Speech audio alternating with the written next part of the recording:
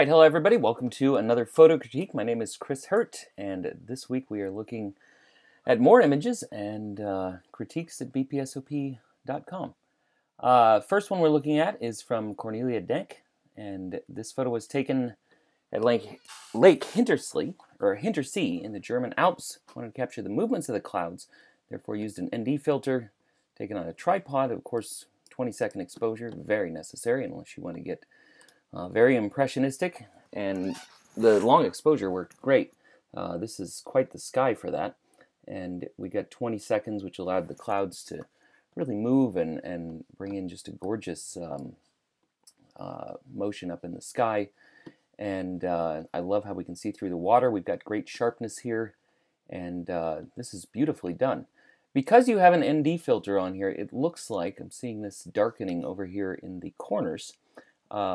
And it could be that you put the ND filter on top of your existing UV filter that you have on the front of the lens. And that can cause this vignetting, this darkening in the corners when you stack filters like that. So when you are putting filters on, if you have a UV filter on, it's a good idea to take it off for a couple reasons. First being that you can get vignetting in the corners. And second, you want to take away as many added layers of glass to your lens as you can, because every time you stack up more glass, you could have the possibility of dust or just a little loss of image quality. We should be able to take care of this pretty easily here by taking the lasso tool and then going to Content Aware Fill. So I went to Edit, Fill, Content Aware is there, click OK. You can also often hit just the Delete key and do the same thing, but I wanted to show how to get through that. And let's go to Edit, Fill again, Content Aware, and clean those corners up. I mean, on a full res image, you'd go in there and clean up the little edge because it is kind of visible there. I'm not sure why we aren't seeing that on the left side in all four corners, unless the possibility exists you cropped a little bit off of the left side, which is possible. But nice job on the image, just clean up those corners. And then here we have from Dessie, trying to learn how to make a high key image. I'm not sure if this is high key or not. I would say it is. I have a homemade light box with white Vilene stretched over a frame, so I used that as a background with the sun shining onto the background, and my rose was shaded. Shot with a Canon 100mm macro lens, edited in Lightroom, convert to black and white by desaturating, and decided if I resaturated the green and yellow, it would look like a white rose. And let's see, I'm not sure, what color was it before? That's what I'm curious about. We have a little color showing through right there, where when you were playing with the saturation and bringing it back, we missed a spot, which kind of jumps out at us, but that's really the only thing. And you could probably very quickly get rid of that by just choosing this. Actually, let's bring up the saturation tool and see if we can just pick out just that one color. So I picked out any color. When you come and click down here, it's going to shift to what that was, and we can probably get rid of that just by itself without affecting the green at all. There was some right there that it's picking up on because we have that sort of orange-red color there. So what I would do in that case is go with the history brush and just undo that, and then we've gotten rid of that spot in the flower petals right there that we missed. But fantastic job. This is beautiful, and I love the way that the droplets stand out and nice sharpness throughout. Now on to one with Dan White. This is one of a series of shots I took on a spring afternoon in 2007. It's my favorite from that day. That I had any particular goal in mind, just to get the polarizer on and start shooting. Remember, it was quite breezy, so the cloud formations were fleeting, constantly changing shape and form. The shape lasted 5 seconds before morphing into something else, and it really felt like the clouds were dancing. Amazing to witness.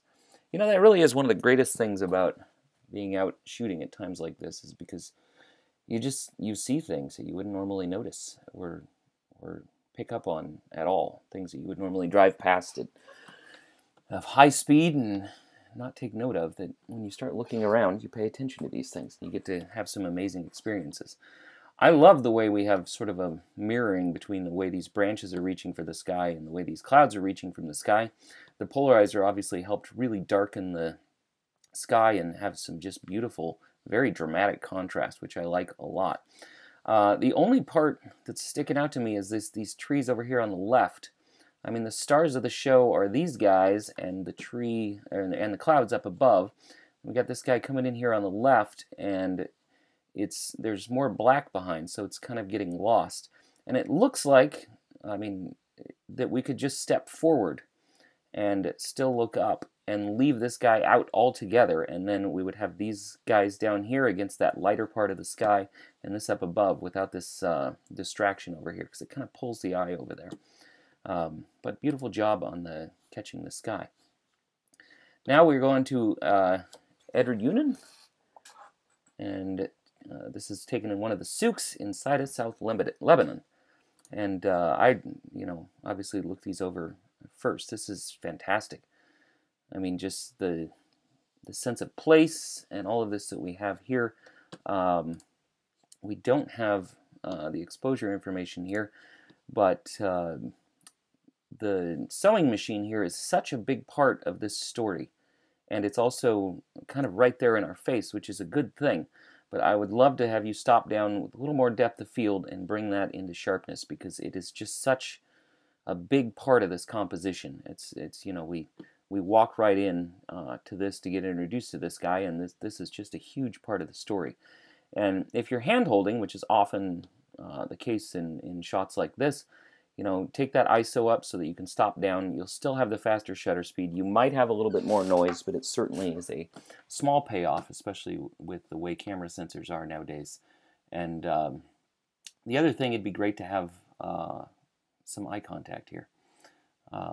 This guy is looking just a little down at the sewing machine here, again calling our attention to it with it being a little out of focus, but would love in this case to have a little eye contact. But beautiful job. What I love is just the background, and this is a working place and all these things on the shelves in the background. So great job on that.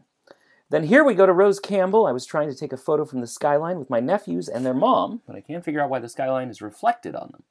Hoping for a blind critique, I was using a Nikon 750 4.5 8-second exposure, focal length 18, and a 910 flash.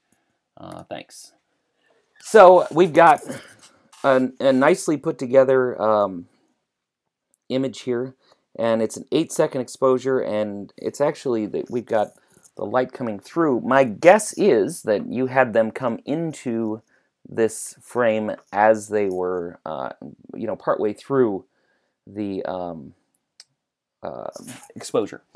And what happens is that you were already exposing for the city skyline, and so it was capturing that light coming through there, and then they stepped into the frame, and those lights were already exposed, and then they step in and the flash hits them, so you end up with this ghosting. I mean, this is actually something you can sort of play with and have a good time with if you want it to turn out that way. But if you don't, you need to get them in front and out there and have them stand pretty still. They don't need to be completely still, but if they stand completely still, that will block this light from coming through and hitting the sensor, and then you hit them with the flash, and you won't have, especially in the darker areas where the lights are overpowering because they exposed on the sensor there, and the way they're coming through, especially this line here on the building. So have them stand out there for the whole exposure if you want, and they will look. The whole thing will look much more like it does down here, because there's no lights behind in this area down here, which is why it came out that way. So thanks, everybody, and we'll see you again soon.